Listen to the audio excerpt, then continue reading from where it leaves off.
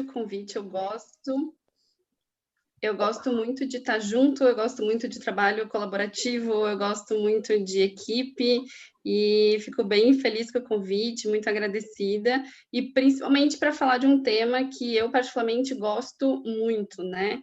Que é sedação, porque acho que existe ainda bastante barulho, né? Assim como nós estamos falando aqui dos nossos perfis, né? Do nosso trabalho de engajamento em relação a levar mais informação sobre os cuidados paliativos para outros colegas profissionais de saúde, mas também para o leigo, que eu acho que é muito importante as pessoas se empoderarem da informação, né? E de se sentirem livres de nos buscar como profissionais paliativistas. Eu acho que a sedação entra num todo que o cuidado paliativo é de ainda, tem muitos mitos, muito raso, explicações muito rasas, às vezes en passant, né? Eu brinco com os nossos alunos de aprendizados de orelhada, assim, que não é isso, né? Tem muita coisa que a gente tem que falar e aprofundar. Eu fiz alguns slides de estilo mapa mental, assim, para a gente ir conversando sobre principalmente esses grandes 4 pontos que são muito importantes para a gente entender a terapia de sedação paliativa, né? Então, o conceito, a classificação, as drogas e vias, e principalmente, que eu acho que é uma das coisas mais importantes, a ética, né? O que está envolvido nessa discussão, o que é a terapia de sedação paliativa, quando que a gente usa, quando que não, e o quanto é ético a gente fazer esse tipo de tratamento ou não. Lembrando que a gente brinca que a sedação paliativa e a extubação paliativa são duas, né, a faixa marrom e preta aí do cuidado paliativo, porque realmente a gente precisa estar muito familiarizado e muito aprofundado nos nossos estudos de cuidados paliativos para encarar essas situações que são de exceção e não de regra, né? Então, vamos lá. Ops, passei. Bom, do ponto de vista de conceito, é muito interessante que se a gente for fazer uma revisão da literatura, a gente acha alguns pontos que vão de encontro, assim, mas a maioria deles são bem confluentes, bem estáveis, bem fácil de entender, que o que a gente quer, na verdade, com a sedação paliativa como uma terapia de exclusão, né, não como uma terapia não é para ter uma mão solta, por assim dizer, né, para a gente pensar nisso, mas como uma terapia de exclusão, e a gente vai entender por quê, que é, na verdade, o que a gente quer? A gente quer diminuir o nível de consciência de um paciente que está num sofrimento que não é mais suportável, né? Um sofrimento que está intolerável por ele mesmo, ele considera intolerável o que ele está sofrendo, diante de sintomas que são refratários a terapias otimizadas, que a gente já fez todos os protocolos, todos os figurinos, já batemos cabeça em equipe, mesmo assim a gente não está dando conta, então são sintomas refratários a terapias que realmente estão otimizadas e ainda assim esse paciente persiste, né? E ele considera isso intolerável. A gente tem que cuidar bastante desses conceitos, porque o intolerável é uma questão conceitual do próprio paciente, né? E o sintoma refratário tem uma relação técnica. A gente sabe que é refratário porque as medidas ótimas para aquilo já foram feitas, né? Não é o paciente que vai saber se essas medidas já foram feitas. Então, a gente vai juntar aí 2 informações importantes. Então, o que a gente quer?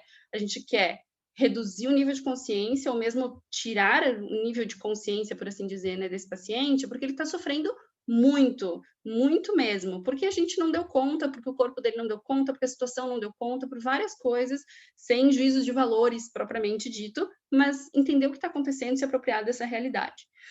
E aí, diante desse sofrimento intratável, a gente tem a terapia de sedação paliativa como uma maneira ética, né, de dar conta desse sofrimento.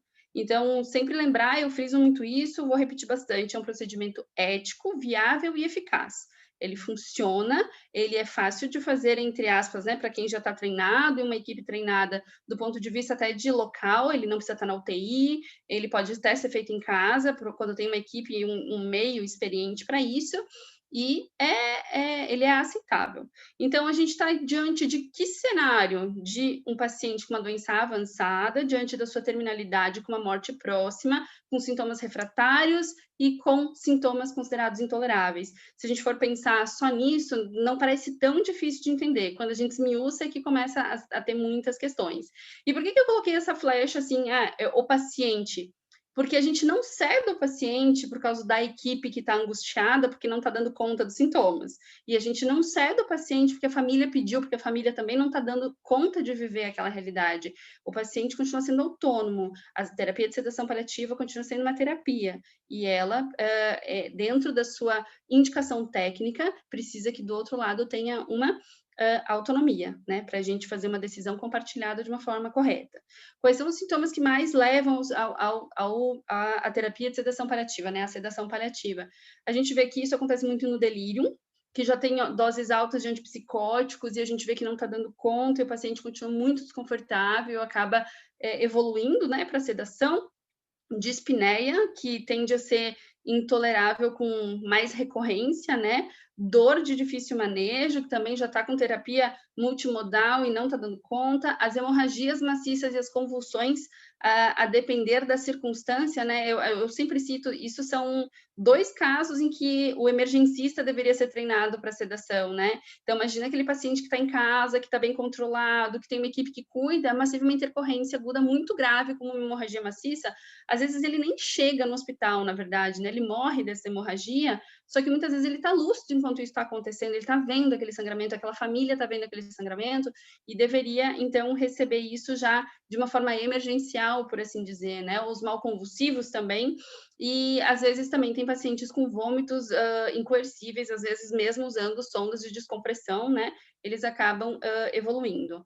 Uma grande discussão desse sintoma refratário e intolerável são sintomas de ordem psíquica e espiritual, porque a gente ainda tem muita dificuldade, principalmente como profissionais de saúde, de abraçar o que é isso, né? De entender.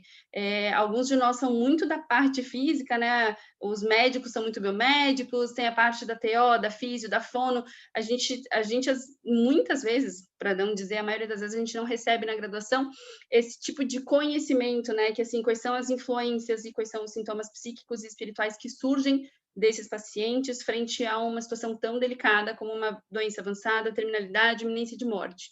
Então, é muito importante que a gente traga conceitos de sofrimento existencial, porque alguns países, por exemplo, citam esses sintomas físicos, né, que levam à terapia de sedação paliativa, sua indicação, mas tem um percentual muito grande de sedação por sofrimento existencial, e isso gera uma grande discussão, porque, afinal de contas, qual é o limite, né? Qual é o limiar?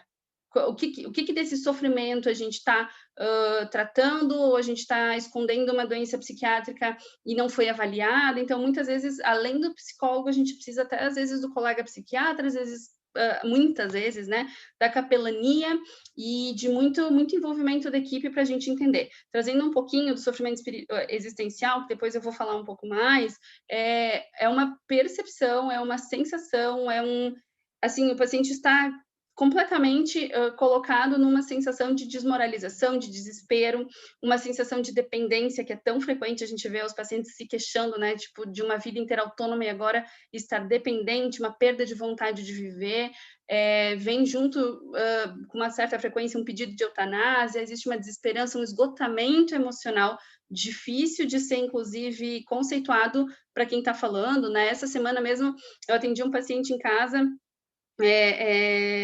no final da semana passada, esse era o sofrimento dele. O sofrimento dele era esse, assim, esse esgotamento emocional. Eu não aguento mais. Quando é que eu vou embora desse mundo? Enfim, ele nunca teve depressão, ele nunca teve ansiedade, ele passou pela sua fase de ajustamento, mas ele não aguentava mais aquilo, assim, sabe? Assim, quando que isso vai acontecer? Então, assim, esse luto antecipatório, muitas vezes angústia, o medo pela morte. Então, são muitas coisas que se somam dos sintomas psicológicos e espirituais, para além do que para nós é tão óbvio, entre aspas, né, que é o delírio, a dispneia, a dor, o que é mais visível, né? E lembrar que nós não estamos falando de um sintoma que é esquecido, assim, no sentido de, quase ninguém tem. Não, até 18% dos pacientes nessas situações de doença avançada, terminalidade, são pacientes que têm sofrimento existencial importante. Então, a gente não pode esquecer que a terapia de sedação paliativa, ela é considerada de exceção, porque a gente está diante de um grande sofrimento, de uma coisa que a gente não está mais dando conta. Nós todos a equipe, sabendo que nós somos a equipe, todos nós profissionais, mas que essa família é da equipe, que esse paciente faz parte da própria equipe que cuida dele. Então, a gente tem que estar bem atento a isso. Existem classificações em relação a sofrimento existencial, eu trouxe a título de curiosidade, a gente pode até falar disso mais adiante, mas o que eu acho mais interessante é entender quando que a gente está mais apropriado de sedar, né? Então, quando que a gente está diante de um sofrimento existencial que talvez a gente tenha que sedar e talvez não. Então, vejam que é sempre manejo interdisciplinar, e essa separação entre o agudo, o subagudo e o crônico, vejam que esses sintomas psicológicos intensos, biologicamente não associados à morte, mas que o paciente liga. Então, assim, existe vários de nós já viu isso, assim, não é uma coisa tão incomum essa dissociação, né, dos medos de uma coisa que a gente sabe que não está relacionada à progressão da doença e à morte. Então, evitar a sedação, a gente tem que cuidar bastante para a gente não podar essa pessoa de colocar isso para fora. Muitas vezes intervenções psicológicas, terapias integrativas, abordagem espiritual, enfim, ajudam mais esse paciente do que a gente diminuir a consciência dele de uma forma precoce, né? Então, para a gente ter esse cuidado desse manejo e pensar também em sedações intermitentes, que alguns locais, algumas literaturas chamam de sedação de descanso, né? Que é para dar um tempo maior de descanso, de repouso mental, de sono, para esse paciente, quando acordar melhor, acordar mais vivendo do que sobrevivendo, né? Então, isso é uma coisa bastante interessante. Acho bem importante a gente trazer tudo isso, de que sintomas que levam à sedação paliativa e quando que a gente pensa nela, porque essa prevalência nas instituições ela é muito distante, assim, ela não segue um padrão. Então, vejam, uma prevalência de 14% a 66%, algumas instituições têm até 3% de sedação, a gente vê o quanto é heterogêneo. E aí a gente se questiona, é heterogêneo por quê? A gente sabe que instituições que são mais focadas no paciente com câncer, por exemplo, fazem mais sedação paliativa, são pacientes que têm mais sintomas, enfim, por uma série de motivos, acaba se sedando mais. E que instituições que atendem mais pacientes com doenças não oncológicas sedam menos.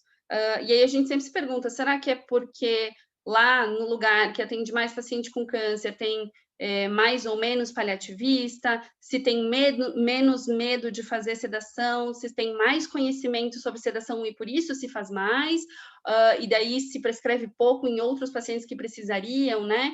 Então, o que que acontece? Será que é onde tem ou não tem uma equipe bem formada de cuidados paliativos, onde essa conversa, esse treinamento continuado existe? Então, é muito complicado, embora seja um indicador de qualidade de serviços, né? Onde se coloca aí que um serviço que ceda pouco teria mais qualidade, porque ele dá conta, né? Ele maneja melhor os sintomas que levariam a essa sedação. Bom, a gente se preocupa bastante, né, com os residentes, os alunos, enfim, dessa questão de esmiuçar o que é a terapia de sedação paliativa. As pessoas acham que vai lá, põe uma